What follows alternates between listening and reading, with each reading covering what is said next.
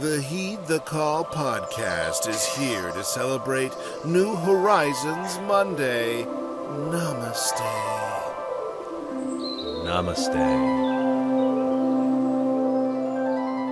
Dan Hanzus here with Marc Sessler, Conor Orr, Justin Graver on the ones and twos. On this, fresh start for so many teams and individuals across the football landscape. It is New Horizons Monday. Mark, how are you? I'm doing great. I think, the regular season is over, and this has often been a day of violence for many, but we don't look at it this way. We embrace how we've chosen, the path we've chosen for this event. And even though many of these names were featured on last year's New Horizons episode, it's another new horizon for some of them, once again. Absolutely, Mark. And while some people revel in the blood sport of it all on this Monday, instead, Connor, we focus on the positives, the new horizons, as it were, and that's what we're going to get into today. Can I just say, as someone who went through it during COVID and tried everything and went through a very long meditation phase, I still do it, but now I found my rhythm with it. But you have nailed the voice and the backing music, and this has taken me to the audioscape has taken me to a very strange place at the beginning of this. But very welcome. It's very peaceful. I don't know. It's nice. I feel like Are you into well, I know what you're into, because I just learned before the show that you're the proud owner of a 2016 Chrysler Town and Country. So right off the bat, I know you're flying. Are you into TM? Transcendental meditation, I believe it's called. I don't know what that is. I think you seem like you're more doing guided meditations. I like that. I just close your eyes and sit here for 10 minutes and don't think about flipping the shit, I think that's kind of where I'm at, and just be grateful for everything you have. I like to do that you do that first thing in the morning. It's just, it sets you off on a good path, And that's how a Town and Country falls into your lap. Right, and you didn't, the circumstances behind it suggest that, you reach deeper worlds and ask and you shall receive, some would say. The old Connor, the Connor that had the edge to him back in the day, old Connor, the 2016 Chrysler Town and Country ain't shown up on Facebook Marketplace. You know what I mean? No. But through a different lens of living, these type of deals come into one's lap with, a 14th child on the way. I do remember, you go back and you listen to, Or You Kidding Me, and which were just amazing things. And I was I was an angry person back then. I was just and I believed every word of it. And, it's just proof that people can change a little bit. I only get mad at, I get mad at different things now. Like my kids. Yes, welcome to Heed the Call.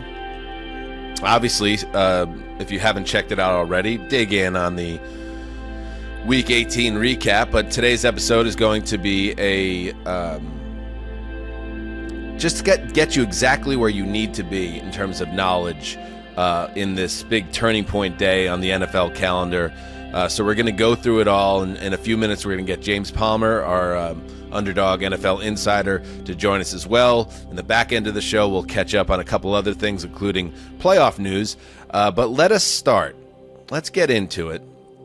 This on New Horizons Monday with what went down, because we haven't seen a ton of bloodshed, if you do want to call it that.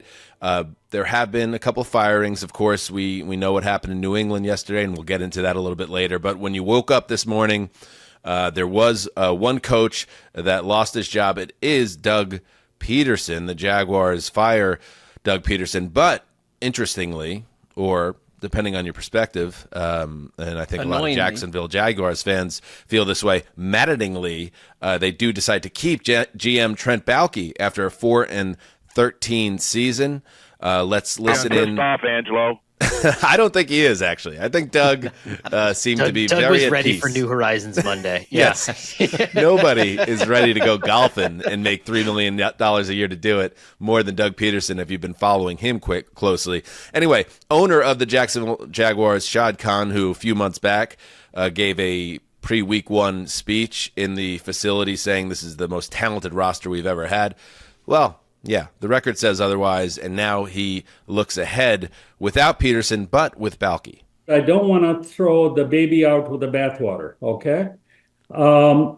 We have a lot of things that are working that can always be improved and will improve.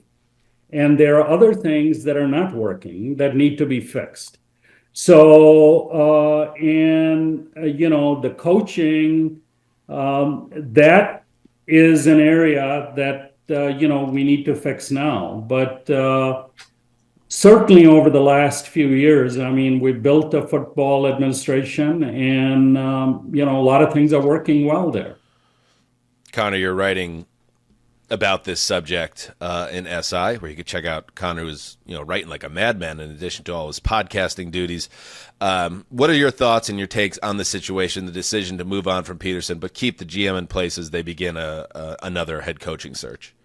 I would say two lifelines of hope for Jaguars fans who are not happy with the news today. One is that GM contracts typically run through drafts, and that we have had multiple situations in recent years, the Jets, if you remember, Dan, where a GM is replaced after a draft. That's always possible. Another sub-possibility here is that some of these owners are just not comfortable running head coach interviews, right? They don't know what to ask. They don't know where, they're not, it's not their day-to-day strength. And so, maybe he just wants a familiar face, someone he can trust in there. And if a new coach comes in and says, I can't work with this guy, then you figure it out later.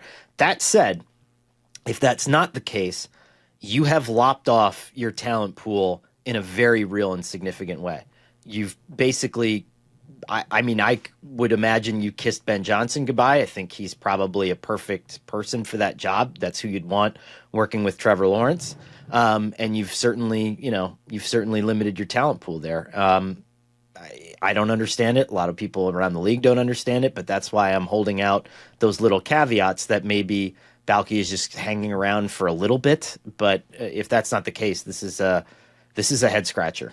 Mark, let me tee you up this way with a tweet that along the lines of what Connor's saying, some of the head scratching around the league based on this decision. This from Jordan Schultz. Multiple sources emphasized last week that the Jaguars would struggle to attract a top head coach if they kept Trent Baalke. They faced similar challenges during their last head coaching search. Owner Shad Khan spoke with many people, but he remains unmoved. Baalke is staying. One source just now, f***ing insane. That's the last thing that if you're a fan of this team, or frankly Shad Khan, that you're a little bit lost in the woods if this response to Trent Baalke sticking around surprises you. I mean, this was probably the most surprising non-lever pull of all that happened during all of this. But I think, Connor, you're onto something with the idea that if you still want to retain the concept of this long list of people that you want to hire, that John Dorsey broke up with the Chiefs in June, exactly the way that you're saying. And I think that because, again, it's all these new, you've been with these scouts all year. And for all of Baalke's issues, I went and looked at his last 4 drafts. And these are not all players that are on the Jaguars. But of his past 4 drafts, all but 3 players are still active in the NFL. And many have played and had many starts. So, I think the thing is that a lot of people don't like Trent Baalke. So if you're going to try to tell Ben Johnson, come here, we live in a world now where the new coach has already identified someone he wants to pair with, like the Daboll Shine situation, the Bills situation. And it's you can't take a coach and remove their power and have someone else already over them. So if they're smart, I hope what you just said is true, that there is a plan here. We're not axing off 40% of the candidates right here on January 6th. Khan will now be searching for a 6th head coach since he purchased the team in November 2011 and took over in 2012. Baalke, as Connor pointed out, is entering the final year of his contract. And yeah, there is you want to take the Jaguars seriously. They still have a quarterback in Trevor Lawrence, who I know the last 2 years have been rocky and injuries have played a role in that. That makes the job, I would think, attractive for offensive-minded head coaches or any type of head coach candidate. But at the same time, this is a team that, I don't know. I think back to last year's draft when you had Tony Khan, Shad's son, who's, obviously has a big role in the organization as well, wearing a neck brace as part of a fake wrestling angle in the war room during the draft. And I'm just like, is this a serious organization? Or is this to use an overly used term from 2024, are the Jaguars deeply unserious? And if they are unserious, like my team and other teams out there that have struggled to find any type of traction in recent years, like what kind of candidates are you actually going to get in this search? So, yeah, we'll see. We'll see. In other news, go ahead. Want to put a button on it? I will just add, to put a bow on it. I do think even if they don't, Ben at this point might go back to the Lions for all we know, but if none of these places are going to suit kind of his needs and his interests. But I do think that tier 2, if you want to call it that, among a lot of people, where you have your Liam Cohens, your Joe Brady's, a lot of those guys, I think that might be your kind of breadbasket if you're Jacksonville, and one of those guys might end up being an absolute superstar. So you still might get the coach, but and sometimes conventional wisdom here is lost, at this point in the year, and so I would say keep your options open, but I would just say again, you don't want to lop off too much of the pool before you. I didn't like Khan using the throw the baby out with the bathwater. I think we need to retire that because I don't know if anyone's ever done that. I get what it means, but it's like, are there a lot of recorded instances of like literally, I threw out the bathwater and the baby went with it and no one here noticed that? Like, is that a biblical reference? No, I don't believe so. Just a lot of people had dirty tubs back then. Like it's sort of like when I had my first apartment out after college, and I made dinner once. I bought a Foreman grill, and I cooked chicken and everything. And then I was like, oh shit, I have to do the dishes. And they sat in there for a week, and then I just threw them all away. I didn't. That's a move. Justin. I just wanted to add some context. The reporter asked Shad Khan a question right before that using the baby bathwater analogy, and Khan actually started that quote, that answer. I cut it off. He said, to use your analogy, I don't want to throw the baby out with the bathwater. So even a reporter should be using it even less, in my opinion. But I'll just get off my soapbox. But in other news, the New York Giants will not be making any changes at head coach or GM. The Giants are retaining Joe Schoen and Brian Dable off their 3-14 season. Team president John Mara announced in a statement. Mara also spoke to the media, as did Schoen, and here's what they had to say about the Giants' decision to stay the course. And in Brian Dable's case, listen, I'm at practice all the time. I go to the team meetings. I watch the players. I watch how they react. I still think he's the right guy to lead us. If I'm sitting here a year from now, you're asking me these questions, I'll take the heat. But at the end of the day, we've got to make a decision, and we've made one. And Shane? No. Again, we got to continue to build it the right way, and if we have a really good roster and you get close, and again, I think John said it to you guys earlier, progress. And we're at 3 wins. We didn't make progress in the direction we wanted to this year, and it's not good enough, and it starts with me, and I understand that. But to have an ultimatum, you make the playoffs or you don't, that gets in a little bit of the question earlier, that changes things, but that's not it. Like John believes in the people in the building and Steve, and they're giving us the ability to build it the right way. Connor, this one surprised me because it was such in a lot of ways, for a Tiffany franchise, a humiliating season for the Giants, who lost the most games ever in franchise history, had their first 10-game losing streak. You had the absolute fiasco that was not just losing Saquon Barkley to the Eagles and then Barkley having a 2,000-yard season, but it all going down on what was always the Giants' biggest fear about doing a docuseries with NFL Films, doing that series about their offseason and then really putting a spotlight on their poor decision-making. And then just the way so many of these games went, where they were embarrassing losses. They were dreadful at home, winning one game all season. It felt like the the table was set for Mara to hit the hard reset button, but I guess he's kind of sick of doing that because he's done it a lot since the glory days of Coughlin. Well, I think that's it too. And yeah, by the way, take that, idiot plane people. I'm This is pretty a win for excited you, about Connor. this. Yeah, I wonder if that played a role because like no billionaire oligarch wants some idiot in a prop plane demanding that you fire everyone. He did literally the opposite. And one quick thing, like it can't be cheap to be doing that even every Sunday, but he says they're going to keep doing it till he fires everyone. So that's a lot of money invested in his little pet project. I think I might have looked it up with my buddy Albert Breer, and I think you can actually do it for like $3,000. Which is like you hire the company to do it, and then like a guy does it in like his plane. I think it's like $3,000. Now, what I are don't you know that spending hanging on around. gas and yeah. I mean, am I going to be able to do that? That's $24,000 next year for your slate of home games. Does that seem worth it to you? I don't know. I'll say this about Brian Dable. It was interesting on Sunday.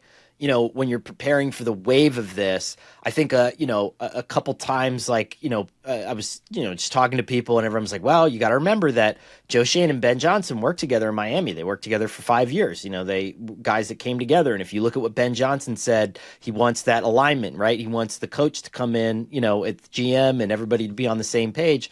And so, keep an eye out for that. But what I think ultimately the cases here is that Brian Dable won Coach of the Year in 2022, and John Mara, I thought it was, if I'm a fan of the Giants, I do like the fact that he stepped back and essentially realized, like, I never gave this guy a chance with any quarterback that he wanted. Like, I wanted Daniel Jones to be good, and Brian Dable made him as good as he's ever been in the NFL. Before he got there, Daniel Jones was not a top 45 quarterback in terms of expected points added from 19 to 21, right? He was top 30 after that with Dable among qualifying passers. But this is one of those things where it's like, even if you gave him a slightly healthier Kirk Cousins and Aaron Rodgers, someone like that, and then a dependable field goal kicker, this team has 8 wins this past year, and it doesn't look as chaotic, I think. And I do think that was a good job by him to take a step back and be like, do I really want to fire another one of these people again and then have to go through all this again and maybe not get the guy that I want again? I do worry, though, when we think about our hot butts exercise, that are these two put right into a place where, I mean, Mara's had comments that are strong, like, we've got to win next season now. Everything's got to go right. And are they the first people sent out of town mid-season if it's a bit of a disaster again? All I would point out, and like, it's now, it's not next season, but they play the AFC West, the NFC North. They play their own division. By many metrics, they've got the toughest schedule. So it's going to be like a bit of a wild ride. But he might be able to pick his own quarterback in the draft, too. That would buy you some time. Well, I think that, and you make a great point with the schedule, but I would say this, like, I think a lot of teams, like as we're talking right now, the Raiders are holding on to Antonio Pierce too, and it's what a lot of teams should have done in 2022. This is the worst quarterback draft in recent memory, if you're, besides 2022, right? And if you're not up there, it's like, who cares, right? Almost, and if you have a bad next season, it's like, yes, there will be some fan restlessness, but nobody's going to give up on the product. There's Browns fans that still exist, for Christ's sake, right? And next year, you're in a much better position if the coach that you think might be good turns out to suck. I mean, to me, it's like you have to take a broader view of this a little bit, but I think you make a good point as well. Patience is running out for the owner, but also just the organization. Since that McAdoo season with Odell on the boat, right? That's way back in 2016, 11 wins and one and done in the playoffs. 3-13, 5-11, 4-12, 6-10, 4-13, 9-7-1. Won a playoff game, but that ended up being the worst thing that could have happened because that led to them paying Danny Dimes way over market value. Followed by 6-11 and 3-14. And yet Dable is back for a 4th season. First things they got to find is a quarterback, and they got to find him quickly. Another thing that surprised me about New Horizons Monday, I thought Antonio Pierce was history by Sunday night. Yeah. But here he is up at the lectern on Monday morning doing his regular media availability. And I know the Raiders are, speaking of unserious, like they do things a little bit differently, and it's possible, that Pierce could be getting fired as we speak right now. But right now, he's still got a job, and obviously he's being asked about it. Here's a little bit of sound from Antonio Pierce. Ask you again, do you have any clarity on what's happening next year about your job status? I haven't been told anything different. That is a awesome, if you're watching on YouTube, God. vintage. I always wanted the starter pullover jacket. Yes. With the pouch in the front, and I'll never forget, like, that's what I wanted, the big gift I wanted from Santa. Well, at this point, we had to, I was about 13 or 14 at this point, but the gift that I wanted for Christmas, more than anything else, was the Jets starter pullover, and my mom, didn't quite nail the assignment. She got me, remember, there was either the pullover or the starter zip-up. So you had the zip-up, and then the big logo on the back, or the pullover, and she got me the zip up, and I was just too I didn't say anything about it, and I wore that jet jacket for 3 years, but at the same time I never got the pullover, and that brought back a lot of stuff for me just now. Antonio Pierce. Looks like he stole that out of Gruden's old office to me. But I will say it's like an amazing play for Antonio Pierce because he said it. I haven't been told anything differently. It's sort of like I forget what show it was, but like, you're working in the mailroom and then you're in the office and a phone rings and you just pick it up and just pretend you're that person. And it's like Antonio Pierce just goes to work that day and it's just like, yeah, no, I'm just still the head coach of the Raiders. And if you pretend long enough, then Mark Davis is gonna be like, well, it's weird to do it now, so let's just keep him the head coach of the Raiders.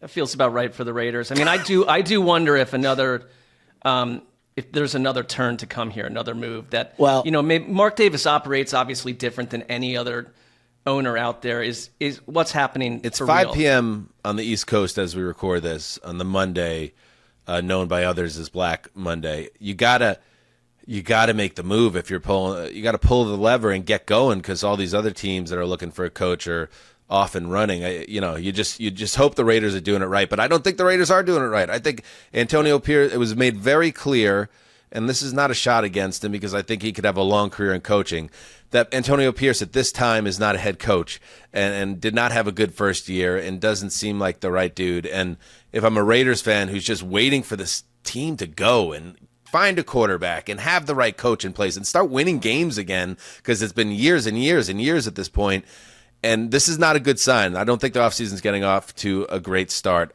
with Pierce still being employed, as we discuss right now.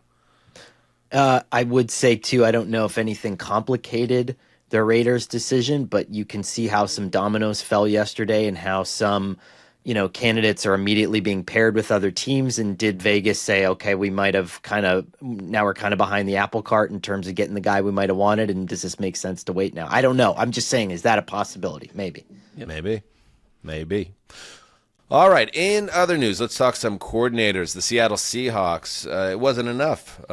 Geno Smith throwing a career-high 4 touchdowns on Sunday to get Seattle management to stick with offensive coordinator Ryan Grubb, who is fired after Seattle season came to an end on Sunday. So Grubb is one and done there. That's a Seattle team that really struggled to do something that it's very important organizationally, which is run the football. And that was the first thing I thought. The fact that they can never get a running game going, and I know they had injuries, but they just could not get it going. There was no balance in that offense, and now they go in a different direction. Yeah, I think one of the reasons you get those numbers with Geno is they became so pass-heavy. And Conor, I know you talked about Grubb a lot, and what I think Mike McDonald was like, look, this is a good coach, but my vision for the team is different. I think it channels right back to that balance. But I think Grubb also couldn't duplicate what he did in college in the pros the way that you would have wanted to see it at some point by the end of the year.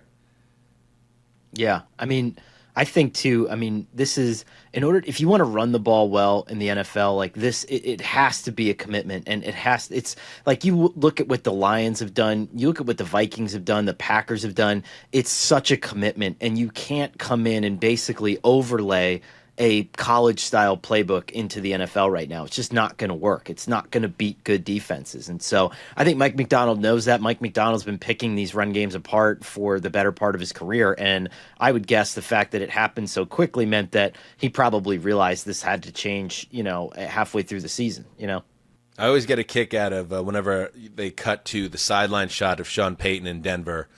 And I don't remember if he had it this way in New Orleans also, but he does have it with the Broncos. And on the top of the big rectangular play sheet that he stares at for 3.5 hours, it says in magic marker written across the top, "Run the ball."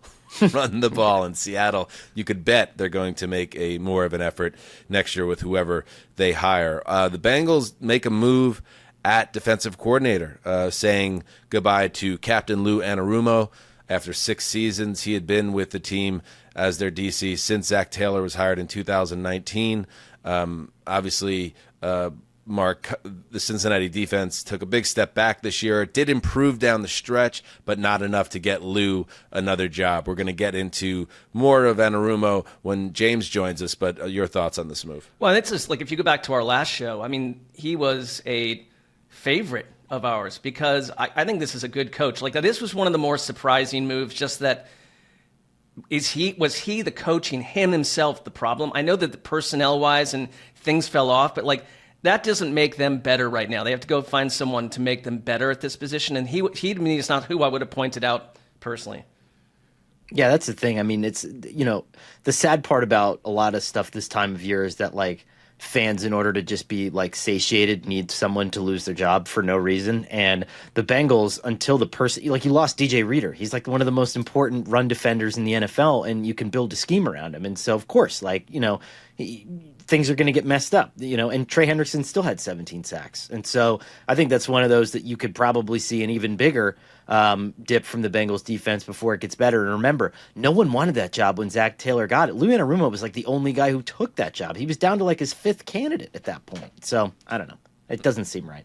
And remember, when you talk about hot seats, Zach Taylor, once as a head coach you start dismissing your coordinators, that is your get-out-of-jail-free card. Yep. Next year is going to be an immense amount of pressure on Zach Taylor to get that team back to the playoffs or else. Finally, we learned this on Sunday. The Browns fire offensive coordinator Ken Dorsey and O-line coach Andy Dickerson. That is just the first of many changes for the Browns. There's also a report out there that came out, or it was announced that Deshaun Watson suffered a setback in his Achilles tendon rehab, and they don't know if he's going to require more surgery or how substantial it is, but obviously a lot going on around the Browns right now, Mark. Well, and that messaging, there is some reporting out there that if he could not play, there's some injury guarantee that they can take away some of the money they owe him, but like it sounds like I don't think he's ever playing for them again. But Deshaun Watson ties back to what the problem is with Ken Dorsey and with their offensive line, and the fact that like under Stefanski you want to be a run heavy play action type team, and he's been able to make it work with a lot of quarterbacks who weren't household names, but not Deshaun Watson. So I think this is like if you're keeping Stefanski, kind of get back to your roots. And they lost Bill Callahan. I think you want to get like a premier offensive line coach and a play caller and the playbook to fit what you really want to do. And Deshaun's not really part of the picture at this point. He certainly doesn't need to be. All right. Yeah, I don't know. Go ahead, Connor. No, there's nothing. I mean, other than this, I don't know. This whole thing's got to get nuked at some point. Yes, I agree. And finally, before we take a break, again, not as much bloodshed as we might expect. Usually there's 7 or 8 guys that lose their job. Justin, if you could let me know what the count is, because right now with Antonio Pierce still the head coach of the Raiders, the Giants still running it back. Obviously with Daboll, the Dolphins announced that they will retain both Mike McDaniel and GM Chris Greer. The Colts announced they will retain Shane Steichen and GM Chris Ballard, which is unbelievable. Ballard is unkillable. That team has gone down the toilet with Ballard over the last 8 years. Anyway, how many people have been fired as head coaches since Saleh went now? The number is 5 now. I think we had, how many? 2 in season with Saleh or 3 in season with Saleh, Eberflus, and Dennis Allen. And then you got Gerard Mayo and Doug Peterson after the final. So there you go. Usually there's between 6 and 8 So right now we're a little below the typical average, but we'll see. We'll see if another one trickles in. All right, let's take a break. When we get back, we welcome in James Palmer to talk about what he's hearing here on New Horizons Monday. The start of a new year is the perfect time to get organized, set goals, and prioritize what matters most. For me, a top priority is my financial wellness, which feels more important than ever. Thanks to Rocket Money, my goals feel achievable. They show me all of my subscriptions right in one place and help me easily cancel ones that I forgot I've been paying for. That's the worst. Rocket Money also pulls together all of my spending across all my different accounts so I can clearly track my spending habits and see where I can cut back. Rocket Money is a personal finance app that helps you find and cancel your unwanted subscriptions, monitors your spending, and helps lower your bill so you can grow your savings. If you want to take control of your finances, join the over 5 million users on Rocket Money, which has saved members a total of $500 million in canceled subscriptions and up to $740 a year when using all the app's features.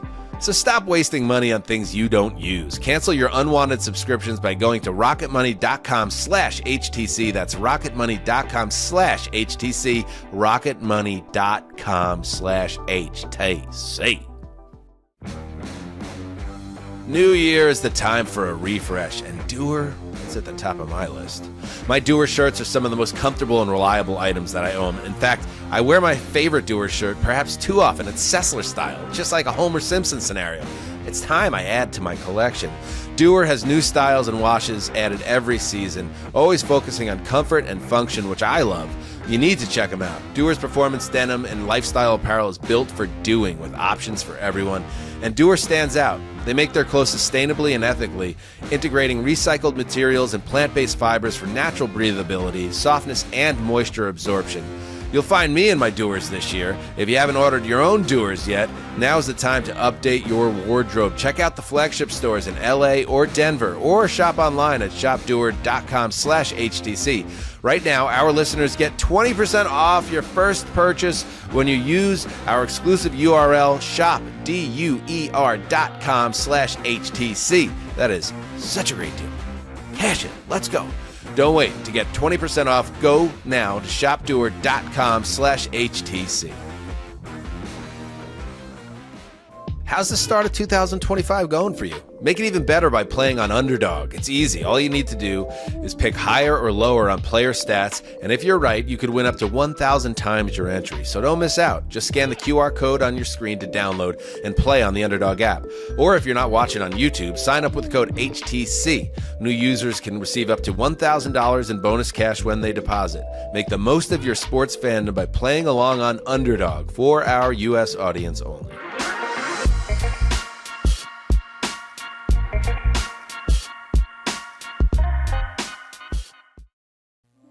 All right, we are back. Oh, all right, we are back.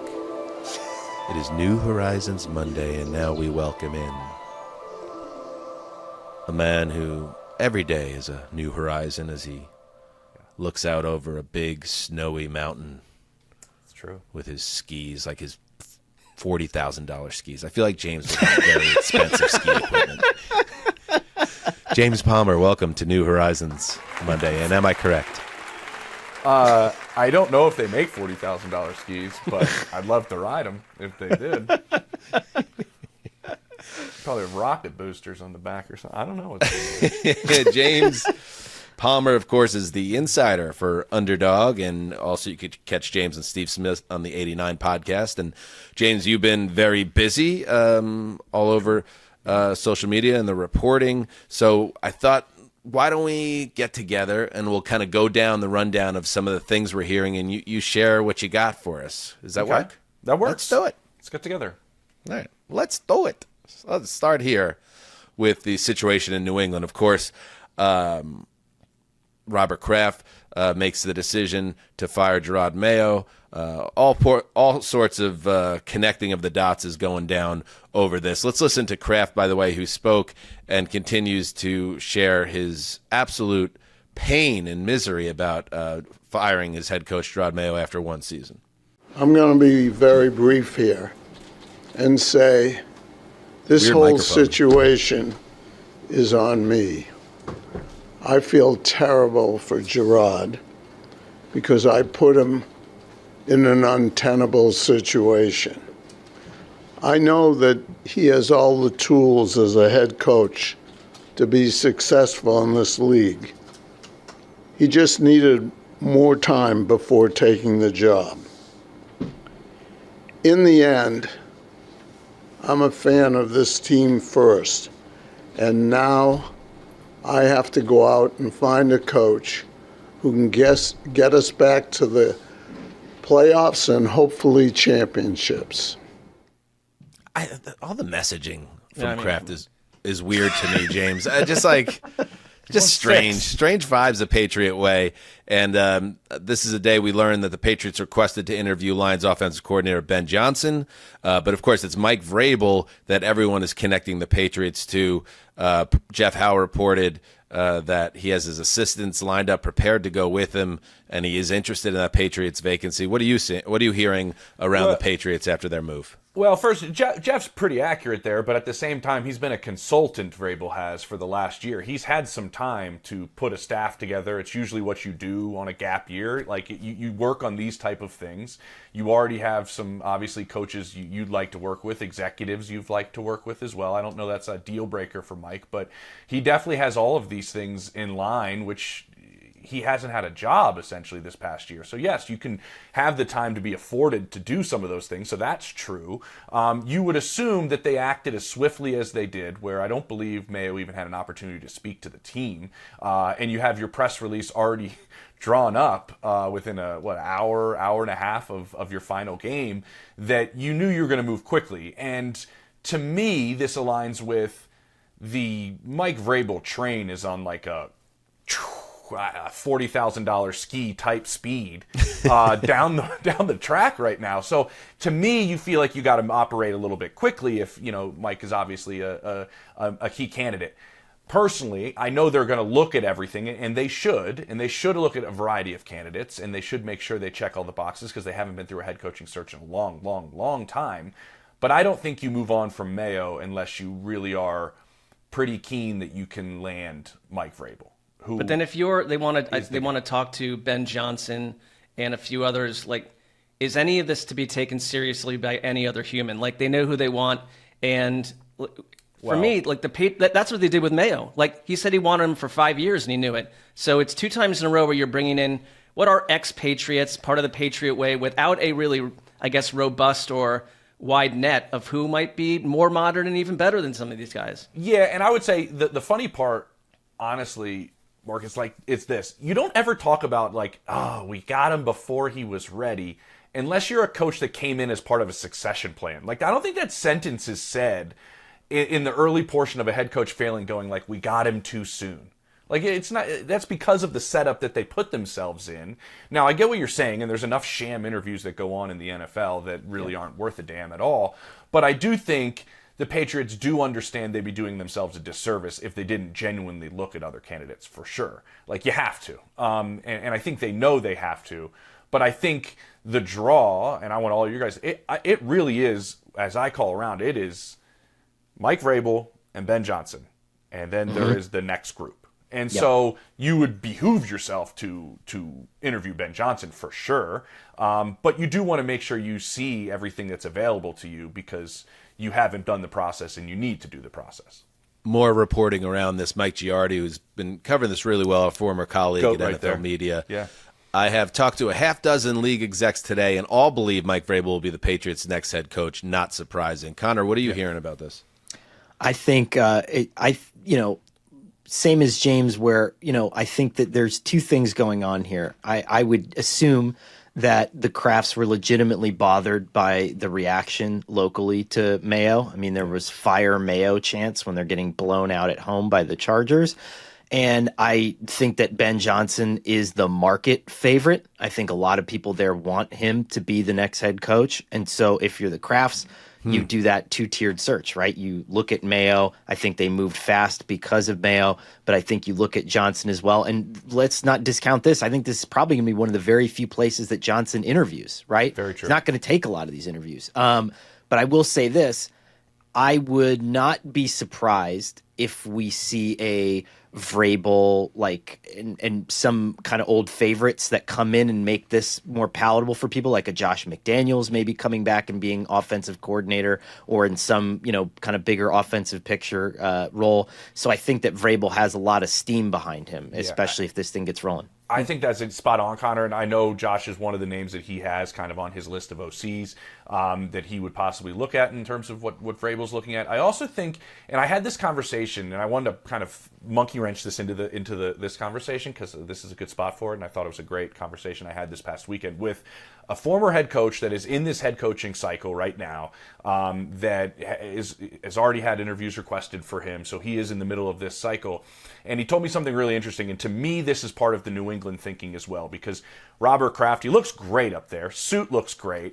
Pocket square just perfectly placed in there with the way the reverse plum looks goes. But listen, black T-shirt under the dress shirt. Yeah, doesn't you bother like you at that all? too. And just because no, it doesn't You bother do me like at all. it. Doesn't bother me at Okay. all. He's always had pretty I thought impeccable it style. gave You didn't me like pause, but It was on my popped a little radar much? as well. Well, Yeah. I don't know. Maybe you didn't tan like this week. And so the salad wasn't as dark as he liked it to be, so he had to throw the T-shirt on underneath. But it's this. How many more head coaches is he going to hire?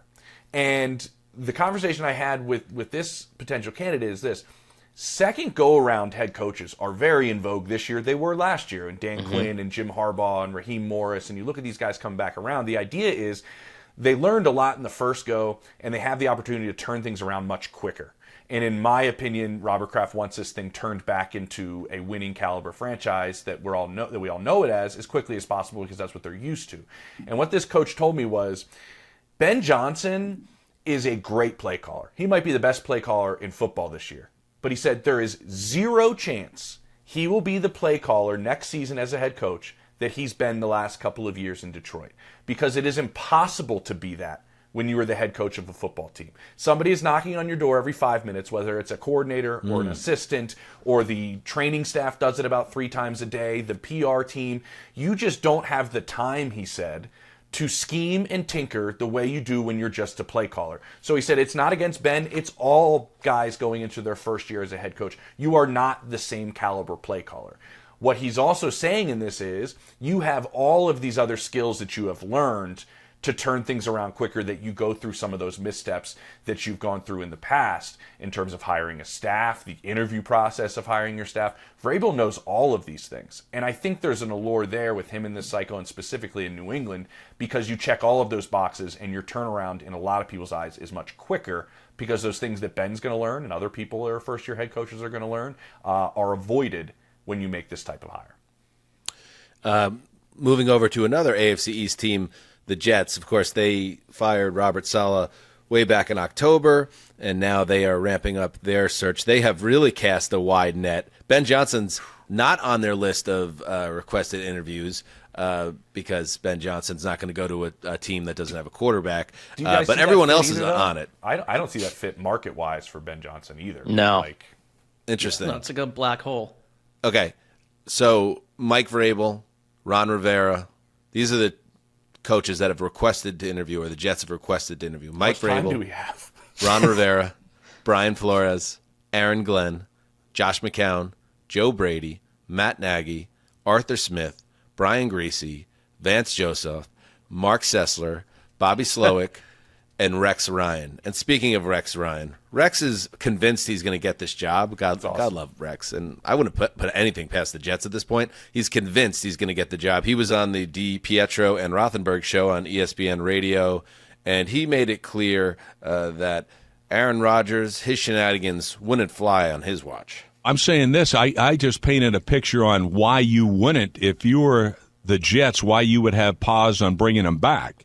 And clearly, when you have a guy that doesn't show up for mandatory minicamp, and by the way, is your quarterback coming off an injury, I think that's an absolutely ridiculous message you sent to the team. And so, obviously, if he comes back, things would be different. If he's back, it ain't going to be the country club, show up whenever the hell you want to show up. That ain't going to happen. So I'll just leave it at that. Do they have a pool at this country club? Will people be walking barefoot poolside at this country club? Yeah. It's crazy. Like, I wouldn't hate like Rex as the DC of the Jets. You know, he tried to get the DC job of the Cowboys, and but obviously not as head coach. What are you hearing around the Jets? I think it's widely believed that the Vrabel interview was essentially Vrabel using the Jets to get the Patriots to fire Mayo. Like, is the Jets job a job that they're going to fill easily? It is a mess. Like, it's an absolute mess, and I've heard that from candidates at both the GM and the head coaching spot. But the cool part, maybe it's cool, I don't know, that was said to me by both type of candidates is, but if you're part of the turnaround, it's the Jets. I've heard this about the Browns like 14 times. It's so weird that there's like this allure to it. Like, I talked to a GM candidate who was like, it's a real mess, man. I don't even know if I want to, but if I'm part of the turnaround there, like, then you're Dan Campbell. Something. I mean, yeah, he's like, that's something. You're Theo Epstein. Like, it's a big deal. You get caught up in the lore of what you can be. But yeah, I always go back to on our show when we had Sauce Gardner on, an hour after he was drafted, and I told him, "Hey, Sauce, this Jets, it's been a real tough ride for us." And he was one of the many players and coaches that I don't care about the past. We're starting something new. We're changing something. Flash cut to about a week from now when we learn that Sauce Gardner wants to get a trade out of New York. Like, there is a lot of work to be done here. I like the idea of Aaron Glenn, former Jet, a guy that might have a connection to the team. And speaking of Aaron Glenn, I want to play this. This came from Sean Payton in his media availability. In fact, it was on my radar based on a tweet from one James Palmer. This is what Sean Payton had to say about Aaron Glenn coming off the performance by the Detroit defense in their division clinching win over the Vikings on Sunday night. You watched the game last night, and the best interview Aaron Glenn could ever give was for 3 hours last night. There's not one thing he can say or do to a GM or an owner that was more impressive than that game. Absolutely. We talked about that last night, James. So Glenn is a name that I keep coming back to, where like, who would be up for the job, who knows the history of the team and would be able to bring something that the team desperately needs, which is some credibility and, a little bit of a stiff upper lip. Yeah, Glenn's on that. By the way, what Sean said, was it Pete Rose that he went into a job interview with his baseball card? Like, for a manager? I think he brought his card and was just like, that's more hits than anybody. I'll be here on Monday. My job. Like, I think he brought his baseball card to an interview. But yeah, I know ties are important. Ties to the region are important. I look at a number of names that definitely have ties there. Like Mike Borgonzi out of the Chiefs assistant general manager, to me kind of has some allure there with what he's been a part of in a culture that has been established for a number of years and has been aware of how kind of the top of the group in terms of head coach can do it, how a front office has evolved and changed, which that was an archaic type of group when he got there before Ken Dorsey, I believe, when he was in Kansas City, and kind of watch a front office grow and become more innovative and learn kind of the nuances of how you run a team from that side of things. Like, I think that's appealing, and he has ties to the Northeast, and I think he played at Brown, I want to say, so he's just kind of like that area and whatnot. I think that stuff matters in this search. But I do think when you mention, like we all do, the mess of things, you need to have a clear plan on how you're going to do both those things. And you have to be curious about the patience. Well, one quick question is, we got the Mike Tenenbaum, 33rd team. I think one of the reasons this massive laundry list of names we all recognize is because there's essentially a search firm doing this for the Jets. But then are you back in the world where, like, and it's not just a Ben Johnson thing, but like pair Aaron Glenn with the GM that someone else picked? Like, it goes against once a thing where this relationship matters so much. And that's the one concern I have. I totally agree. I think they need to come in together. I think this is one of the few opportunities where you have the ability to get that alignment. Like, it's not out yet, sneak peek, but like I just did a thing for Underdog about Trent Baalke staying in Jacksonville. That dramatically changed the perception of that job across the landscape of the league. Like, I was talking to multiple people on Saturday who were like, "That's the best job available." You have a culture that is not bad. It's not in a bad place. It's not nearly in a place to where the Jets are or the Bears are. You have a quarterback. You have decent players. You have skill players. You have like a lot at your disposal. Once Trent Baalke was kept, that changed the perception of a lot of people with that job. So that plays right into what you're saying, Mark, right? Like you would want that alignment with GM head coach almost as like in unison. And I know some of the candidates have talked to one another. Like some of the GM candidates that are up and some of the head coach candidates that are up there have spoken to one another. And that's maybe where you get some of that alignment that you would need in a place like the Jets. And we'll finish here. So the Bears have requested interviews with Ben Johnson, Aaron Glenn, Mike Kafka, the Giants OC, Cardinals OC Drew Petzing, Cowboys head coach Mike McCarthy.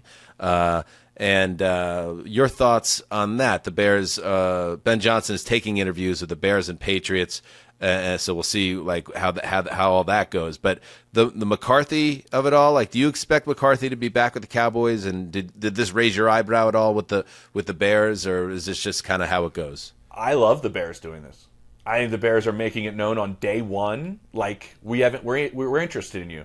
We know this is probably going to get shot down immediately, but it's out. Like, it's out for you to know, Mike. It's out for all of us to know that we would like to speak with you. Because I do think, and I feel like I'm the only one talking here during this segment, so everybody, do you guys feel like, I feel like Mike McCarthy should be evaluating staying with Dallas as much as Dallas is evaluating Mike McCarthy staying with them. Like, well, especially if there's interest from beyond. Yeah. What if, yeah. Jerry Jones pulled the most Irish guilt mother move, which is that, well, they're asking about interest in Mike McCarthy elsewhere, and it's like, well, we want people who want to be here. And it's like, you've done nothing to show him that you want him to be here for the last 4 seasons, including not renewing his contract and then holding him hostage for the last 2 weeks, Yeah, I completely. I think with the Bears, though, too, if Ben Johnson is taking that interview, it's pretty telling to me, because there are so many common opponents in terms of film between the Bears and the Lions that he has probably watched enough common defenses to where he's seen enough Caleb Williams film just by what he's studying to think that there's enough to work with and he'd like to work with Caleb Williams. To me, because of the number of common opponents, shows me that he wouldn't mind working with him as a quarterback, and he sees something in Caleb Williams. And I think that's telling. The question would be, there are plenty of people in Detroit that will tell you he is a close the door, tinkering mad scientist with the cultural issues that they have in that locker room, specifically on the offensive side of the ball. How does he tell the Bears how he'll fix those aspects outside of just working with the quarterback? Because I think that's higher on people's list than people think. Higher on the Bears list than people think. Yes. Am I picking up some signs that Ben Johnson might be like an Adam Gase all-star a little bit? Is his personality cut out for the big chair? Well, so it's interesting you brought that up, but when was the last time we had a head coaching candidate that we talked about for 3 years before he was hired? And it was Adam Gase. But I think Ben is the right fit somewhere. It's not a big market. I mean, that's why we talked about Jacksonville ad nauseum. I thought that was right? a great fit, Connor. Smaller market, quarterback is there. You can bring in the GM. And I will say that I think that Ben, the staff that he has in mind is almost like Kyle Shanahan, right? It's comprised of maybe some slightly more dynamic people that are going to fill in the culture gaps that maybe Ben already understands that he's not going to be able to do. But one quick note on Chicago, the thing that I keep hearing coming out of that search is like, we need a dude. We need they keep describing this Captain America type individual where it's like, and I'm sure that the Dan Campbell effect has something to do with that, where it's like, we need a guy that can come in here and take this building by the throat, which is why I kind of went cold on Ben to the Bears for a moment. Now, Ben can be that guy. I think he could, certainly, but we don't know that. When you have guys that you already requested, like Brian Flores, who is going to do that. He's an alpha. He's going to come in and change things. It's like, I don't know. This search has all of a sudden become very interesting to me. I feel like Connor just described a head coach that, tell me who I'm talking about, that probably has a long cut Copenhagen in this pocket and a long cut Copenhagen in this pocket, and they're going to go head to head, O-line, D-line, sans pads, and just smash heads. Who is that guy? I think it's Mike Vrabel. Well, Superman. He would fit. Yeah. And somebody that also would not be deterred by that media group at all in Chicago. No. Like Mike would brush them off. Wouldn't it be funny if after all this drama around the Patriots the last 24 hours, Vrabel doesn't even end up there? James, you've said not all, but a lot. Oh, I will. And, I will say it all real quick before I leave because I know I got to jump on the radio. But I will say this: the big news that nobody I think is talking about on Monday morning was Lou Anarumo getting fired, and the number of head coaching candidates that were like. They have been very interested in bringing him along as their defensive coordinator. There's several that are very interested and wanted his availability and where they end up possibly going. So Captain Lou will land on his feet, it sounds like. Does he land in James. New York? Do they change DCs? Does Shane go with Vrabel and then the DC job in New York is open and Lou winds up there, back where he's been Staten before? Island guy. And Staten Island guy. It was a DB coach there, Connor, I think, right? Yeah. So Connecting the those dots. dots. Yeah. those are dots. Didn't he also coach under Dan Campbell? And if Aaron Glenn gets hired off somewhere, maybe that's a call Dan Campbell looks at making. Gravy.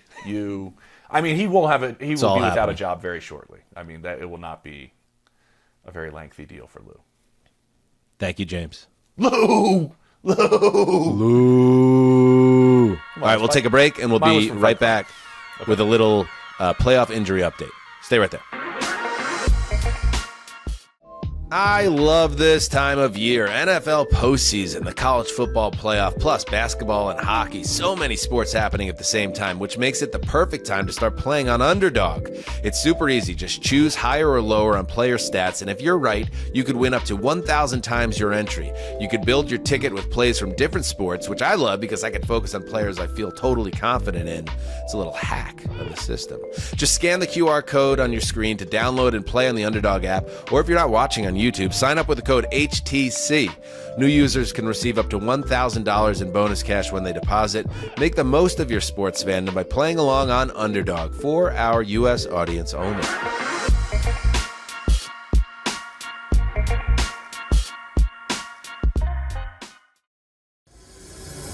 Stick a fork in him. Ah, yes. Feels like a good time before we get into the quick playoff injury updates. The Fork Committee, which met twice, once in late October and again 2 weeks later, we forked approximately 1/3 of the league by the time we were done with our hearings. And I don't remember this ever happening before, Mark, and I really do think this speaks to that this was kind of a weird year. There's always a team or two, or sometimes three, that gets off the mat and surprises us. And this year, a couple teams came close, but nobody did. So the Panthers, the Patriots, the Titans, the Jaguars, the Raiders, the Giants, the Saints, the Cowboys, the Jets, the Bears, the Browns, all forked by us, and none of them came back to cost us, which means none of us have to make a charitable donation. So big victory. I mean, we still could as a group, That's commit true. to some charity, but that's TBD. I'm just saying within the rules of the game. And I don't know, does that mean that we played it too safe? You could argue that. I know there's some discourse online that we did, but you can't force it. For instance, we never forked the Bengals. I think that was the right decision ultimately because come of down a to team. the last couple hours of the season. So that was right. Everyone forked the Bengals back in October, and it doesn't mean like you nailed it. In fact, you got lucky. It's just the way it bounced at the end. Is there any team that looking back, we should have forked? Or maybe there were a couple, but I'll give one that was so we forked 11 teams. Those 11 teams make up 11 of the first 12 draft picks in the final draft order. So that means we did a pretty good job at picking out which teams to fork. The one team that is in that top 12 that we did not fork is the 49ers, and they were pretty injury riddled, but there were some signs midway, three-quarters of the way through the year. I could live with we it, could though. have been like, that would have been what? That would have been like a kind of a look at me type of move, though, I think, when we did this, right? I mean... Right. Yeah. Absolutely. I could live with that because they deserved the benefit of the doubt at that time of the year. And, they just never put it together. And we didn't foresee that McCaffrey was going to come back and then immediately get hurt again and all the other injuries they dealt with. So that's okay. One little note, though, because, the first team that we forked confidently was the Panthers. And of this entire list, they kind of ended the year with a little more pizzazz than you ever would have imagined. So, it's not dark news for every one of these teams.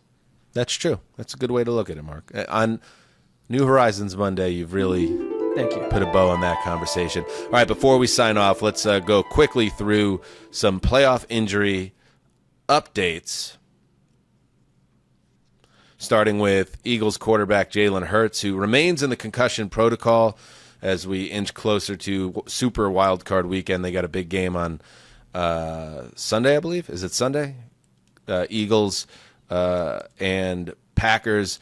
So Hurts is in the protocol. Not a cause for panic yet here, Con Man, because this is just part of the process. He wasn't cleared before last week. They haven't really started practicing until today. So we'll learn more, I guess, by midweek. If he's still in the protocol, then you start to wonder. But right now, yes, there's nothing to really pull from that, right? Yeah, I would be incredibly stunned if he's not out there on Sunday. I guess the only thing that you could be concerned with in some way, shape, or form is if he's, not comfortable throwing and there's any kind of rust at the beginning of the game. But even then, a good coordinator will build in some easy throws to get him confident early in the game, and you can get around stuff like that. The news is not so good for Packers wide receiver Christian Watson, who it looked like he suffered a serious knee injury, and indeed he did. He tore his ACL in the season finale. He also suffered other damage in the knee in a non-contact injury, and Matt LaFleur said, his availability for the start of 2025 is in some doubt. So a really tough injury for Watson, who had a role in this offense, as we talked about, and that's something the Packers now have to get by. The news was better around the quarterback position. Jordan Love and Malik Willis were both banged up in that game, and LaFleur said in his Monday availability that he thinks that both QBs are, quote, going to be okay. Also, somewhat okay, Ravens wide receiver Zay Flowers, who it didn't look so hot, his lower body injury in the season finale on Saturday against the Browns, but he is now being labeled officially by the Ravens as day-to-day, and he could be in mix to play this weekend. Big one, Mark. That's a key piece of that offense, maybe even the Jenga piece of that offense, the passing game at least. So if Flowers could be on the field, even as a diversion, that would be a big deal for the Ravens. Yeah, and we talked about on Sunday Night Show that there's an element to Flowers that the Ravens, really almost historically have never had at that position. He's their first Pro Bowler, and he just adds something for Lamar Jackson, and it kind of can scramble and confuse the defense. So it's huge. I think, one team here is losing a key wide receiver. Another potentially gets one back. That's a doorway closed and a doorway open potentially. And finally, we mentioned this on Sunday night, but just now it's official. The Rams lose running back Blake Corum to a fractured forearm. His season is over. So the Rams backfield gets a little bit thinner ahead of their playoff matchup against Mark. The Rams. Sorry, I was literally texting. Gotcha. Yes. Oh boy. The Tampa Bay Buccaneers. I know, but I was literally in the tech. I'm trying to go somewhere 5 minutes after the show, and I was trying to sort things out. I got your disaster. All right. I'll even let you keep that in because I'm a good sport, but that was just a mess. Yeah, you're an incredible sport. All right, that's it for New Horizons Monday. A lot of information we got to you. That's what this is about, keeping you up to date. And we'll be back on Thursday, right, Justin? With our preview of Super Wildcard Weekend and, of course, anything else that develops in terms of the coaching searches and hirings, firings, all that stuff. We got you covered. I'll go confirm what the games are for that Thursday show before I sign. You'll be ready. Yeah. You'll be ready. So next time you hear from us, it will be with Jordan and Mike. Connor, good luck this week, sir. We'll see you after the Packers and the Eagles, baby. Let's go. Oh, yeah. Well, on the Patreon, we're going to see you on our Friday Fun Show, right. But Yes. I hope. Absolutely. All right, 100%. great. We'll see you then. All right, and thank you to everybody for watching and listening. Till next time, heed the call.